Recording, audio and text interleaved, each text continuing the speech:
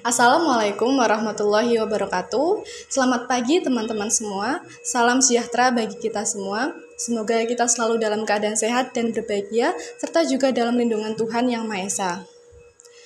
Sebelumnya, izinkan saya memperkenalkan diri.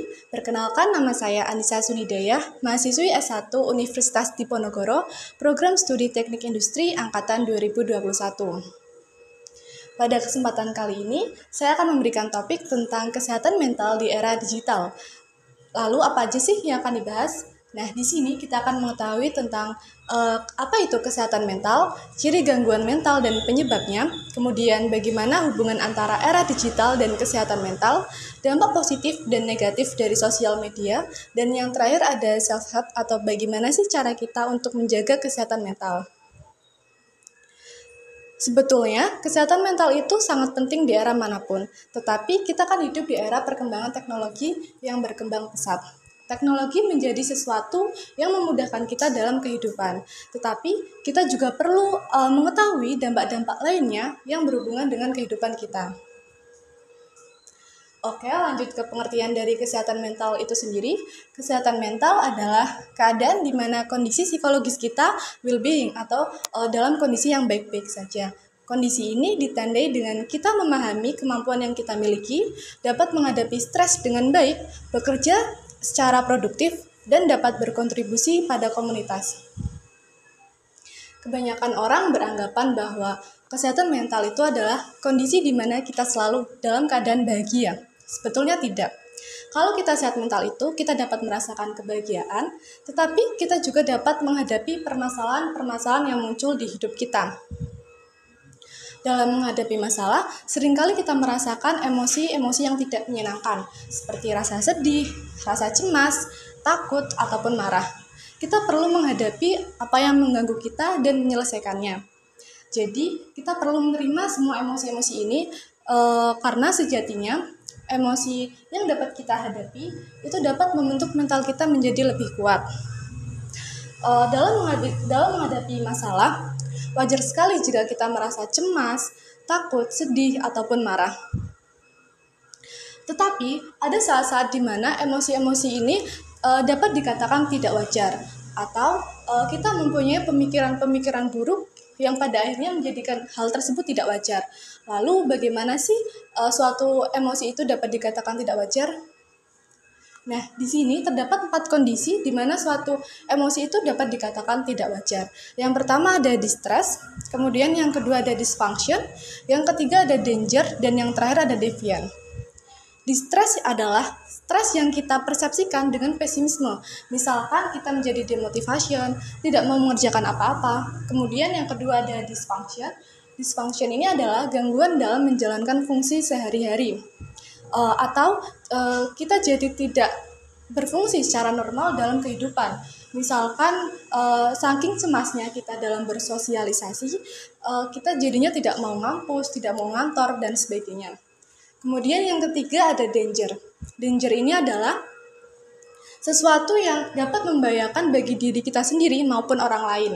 Misalkan nih, kita lagi terganggu dalam pikiran kita sehingga tidak fokus saat hendak menyeberang, dan itu sangat membahayakan bagi diri kita sendiri. Ada juga self-injury atau menyakiti diri sendiri. Itu danger buat kita. Kemudian yang terakhir ini ada deviant. Deviant ini adalah perilaku yang menyimpang yang dapat dideteksi oleh tenaga ahli profesional dalam bidang mental health. Perilaku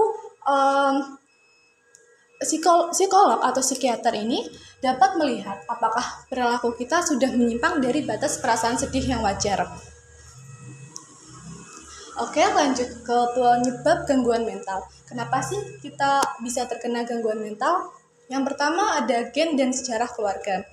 Ada beberapa jenis gangguan mental yang berasal dari gen. Misalkan social anxiety, OCD, dan gangguan kecemasan general. Kemudian yang kedua, ada pengalaman hidup yang sangat stressful dan tidak terselesaikan. Misalkan nih, waktu kita kecil kita mengalami physical abuse, verbal abuse, atau bahkan mungkin sexual abuse yang tidak terselesaikan sehingga berpotensi menyebabkan gangguan mental. Kemudian yang ketiga ada brain injury. Saat kita mungkin terjadi kecelakaan dan menyebabkan gangguan pada otak kita sehingga otak kita tidak berfungsi secara normal kembali. Kemudian yang keempat ada lingkungan yang tidak suportif. Misalkan di lingkungan pertemanan atau lingkungan keluarga yang kurang harmonis. Contoh, dengan pacar kita selalu bertengkar dan tidak terdapat penyelesaian dari masalah tersebut. Kemudian yang terakhir ada konsumsi alkohol dan zat kimia lainnya, seperti zat adiktif dan narkoba yang seharusnya kita hindarkan saja. Di sini terlihat ikon-ikon media sosial. Ada TikTok, Twitter, Snapchat, YouTube, Instagram, dan Facebook. Hal-hal ini sangat dekat dengan kita, mulai dari kita bangun tidur, beraktivitas, dan kita kembali tidur lagi. Tentu saja ini dapat mempengaruhi perilaku dan persepsi kita.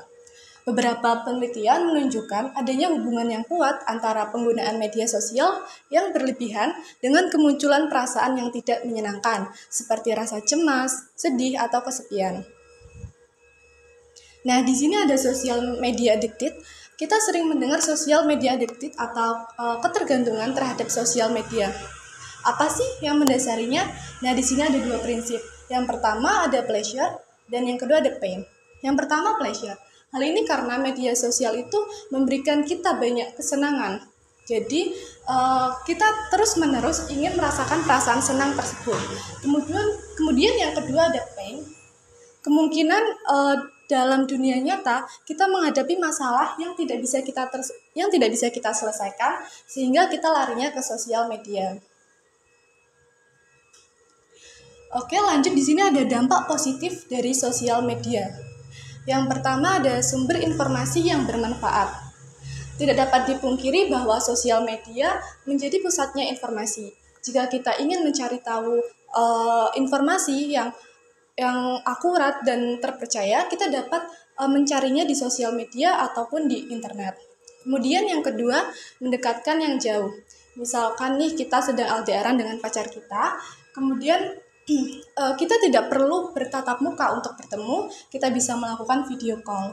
Kemudian yang ketiga, terkoneksi dengan bantuan kesehatan mental. Kita dapat mencari informasi-informasi seputar kesehatan mental atau gangguan mental di sosial media.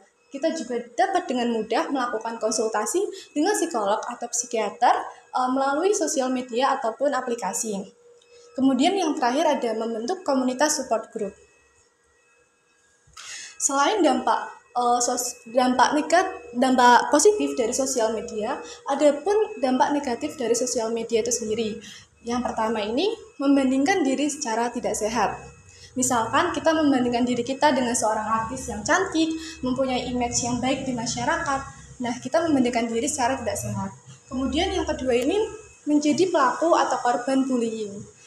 Sekarang ini sering sekali kita mendengar berita-berita tentang korban atau pelaku bullying, di mana korban tersebut merasa stres atau depresi atau bahkan mungkin ada yang bunuh diri. Kemudian yang ketiga ini berdampak pada gangguan tidur, dan yang terakhir dapat memperkuat gejala kecemasan atau depresi. Lalu, bagaimana sih cara kita untuk menjaga kesehatan mental kita atau self-help? Nah, daripada kita terus-menerus bermain sosial media, mendingan kita meluangkan waktu kita untuk melakukan olahraga secara teratur, kemudian tidur secara teratur, kemudian melakukan aktivitas yang membuat hormon perasaan senang kita meningkat, seperti melukis, menonton film, kemudian bermain, ataupun hal-hal aktivitas lainnya yang membuat kita merasa senang. Kemudian kita juga perlu meluangkan waktu kita untuk melakukan refleksi diri. Misalkan kita bercermin dan bertanya pada diri kita sendiri, apa sih kurang atau lebihnya dari diri kita, apa yang udah kita lakukan di hari ini, atau apakah apa perbuatan baik yang sudah kita lakukan pada hari ini. Kemudian yang terakhir ini, jangan lupa untuk belajar menyayangi diri sendiri atau self love.